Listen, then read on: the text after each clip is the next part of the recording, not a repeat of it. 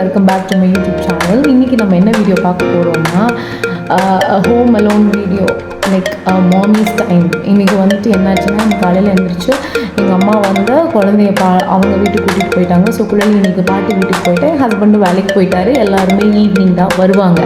அதனால ஈவினிங் வரைக்கும் எனக்கு ஃபுல் ரெஸ்ட், ஃபுல் நிம்மதி தான். என்ன வேணால் செய்யலாம், என்ன வேணால் பண்ணலாம், யாரும் எதுவும் கேட்கறதுக்கு இல்லை, நம்ம இஷ்டம் தான்.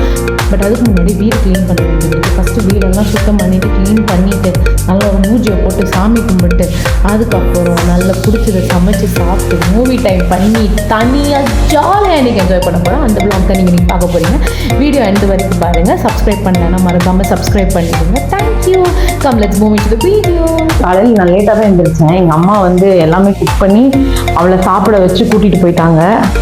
அதனால் அதுவே எனக்கு பெரிய ஹெல்ப்பு தான். இதுக்கப்புறம் குளிச்ச துணியெல்லாம் அப்படியே போட்டு வச்சுருக்கு. பெட்டில் அவங்க ரெடி ஆகிட்டு போனதெல்லாம் அப்படியே தான் இருக்குது. ஸோ இதுக்கு மேலே நம்ம தான் வீடு க்ளீன் பண்ணணும்.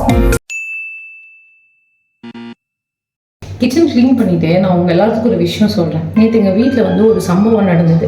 அது என்னென்னா, நேற்று எனக்கு ஒர்க் இருந்தது. என் ஹஸ்பண்ட் வந்து நேற்று கிளம்பி வேலைக்கு போயிட்டார். ஆஸ் யூஷுவல் டிவி பார்த்துட்டு இருந்தேன். அப்போ வந்துட்டு நான் ஒர்க் பண்ணிட்டு இருந்தேன். சவுண்டு கம்மி பண்ணமா அப்படி இப்படின்னு சொல்லிட்டு ஒர்க் பண்ணிட்டு இருந்தேன். அப்போ எனக்கு ஒரு மீட்டிங் இருந்தது, ஒரு கால் டக்குன்னு வந்தது.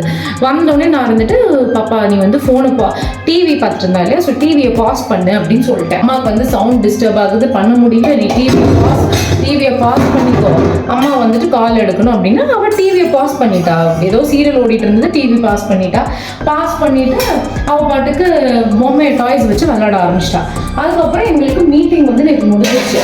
ஒரு 5-10 மினிட்ஸ் அந்த கால் கம்ப்ளீட் ஆயிடுச்சு. ஸோ நான் வந்துட்டு அவள் ஒரு மாதிரி கிரம்பியாக இருந்தான்னு சொல்லிட்டு, சரி அவளை போய் தூங்க வச்சிருவோம் அப்படின்னு சொல்லிட்டு நான் உள்ளுக்குள்ளே தூங்க வைக்கிறதுக்காக நேற்று பெட்ரூம்குள்ளே கூட்டிகிட்டு போனேன். கூட்டிகிட்டு போயிட்டு நான் கதை சொல்லிட்டு இருந்தேன். கதை சொல்லி தூங்க வைப்போம் அப்படின்னு சொல்லிட்டு I was telling her stories, like ஏதோ ஒரு கதை சொல்லிட்டு இருந்தேன். அப்போது நாங்கள் டிவியை பாஸ் பண்ணி கிட்டத்தட்ட ஒரு 1/2 hour இருக்கும்.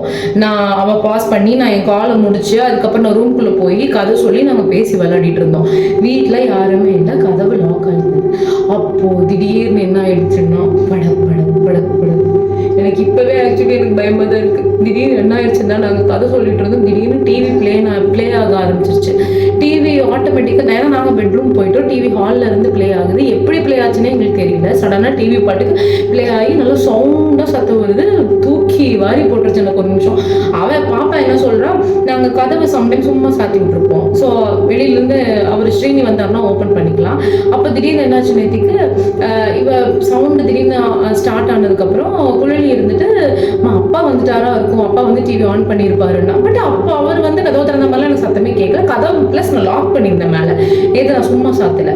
ஸோ நான் வந்துட்டு நான் பயப்பட, எனக்கு கருக்குன்னு ஆயிடுச்சு. நான் பயப்படுறத பார்த்து இவன் அம்மா என்ன அப்படி இவ பயப்படுறேன், டிவி எப்படி தானே ஆன் ஆச்சு அப்படின்ட்டு. எனக்கு நல்லா தெரியும் டிவி ரிமோட் சோஃபா மேலே தான் இருந்தது. எனக்கு இப்போ பேசவே பயமாக இருக்குது. டிவி ரிமோட் எனக்கு தனியாக தானே இருக்கேன், ஜாலியாக என்ஜாய் பண்ணலாம்னு நினச்சி இந்த கதையை சொல்லப்போ எனக்கு இன்னுமே கொஞ்சம் கருத்து இருக்கு. அதுக்கப்புறமே ஆன் பண்ணலாம்னு சொல்லிட்டு நான் இவன் பயந்துருவா, அவளும் பயந்துருவான்னு சொல்லிட்டு ஒன்றும் இல்லை அப்படி நம்மலாம் அசிங்கவா, அம்மாக்கெல்லாம் ஒரு பயம் இல்லைவா பார்த்துக்கலாம் அப்படின்னு சொல்லிட்டு நான் டக்குன்னு விறுவிறுன்னு கிளம்பி வந்து பார்க்குறேன். வீட்டில் எதுவும் இல்லை, யாரும் இல்லை, டிவி மட்டும் ப்ளே ஆகிட்டு இருக்குது. எங்கள் டிவி எல்லாம் ரிப்பேர் எல்லாம் கிடையாது, ஆட்டோமேட்டிக்காக ப்ளே ஆஃப் பண்ணுறதுக்கெல்லாம் நல்ல டிவி தான். எப்படி சடனாக எனக்கு சத்தியமாக பயமாக இருக்குது பேசுறது.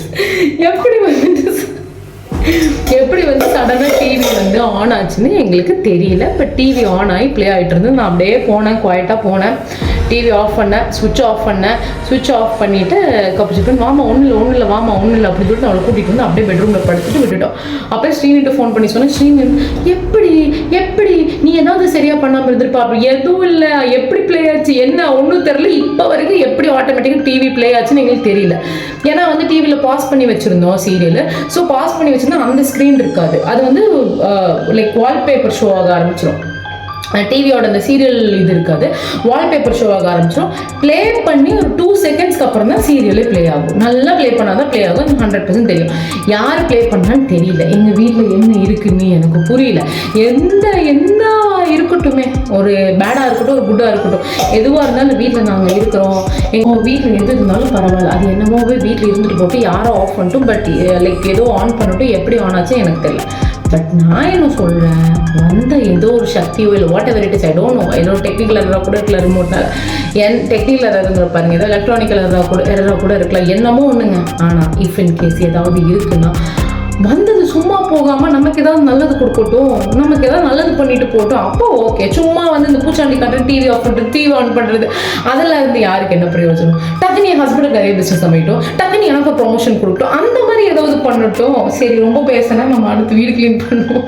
இன்னைக்கு எதாவது ஆஃப் பண்ணி எதாவது ஆன் பண்ண போகுதுன்னு தெரில, இல்லை அது எப்படி நடந்தது லிட்ரலி எங்களுக்கு தெரியல. எனக்கு வந்து பயமாக தான் இருக்குது இன்னைக்கு தனியாக இருக்கிறது. பட் பார்ப்போம்.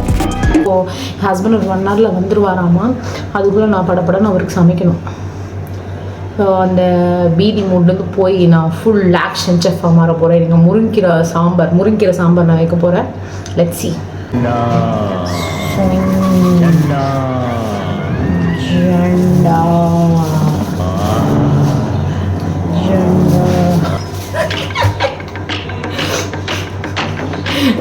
கீழே போடுற நினைக்கிறேன், எல்லாத்தையும் க்ளீன் பண்ணிடுவேன்.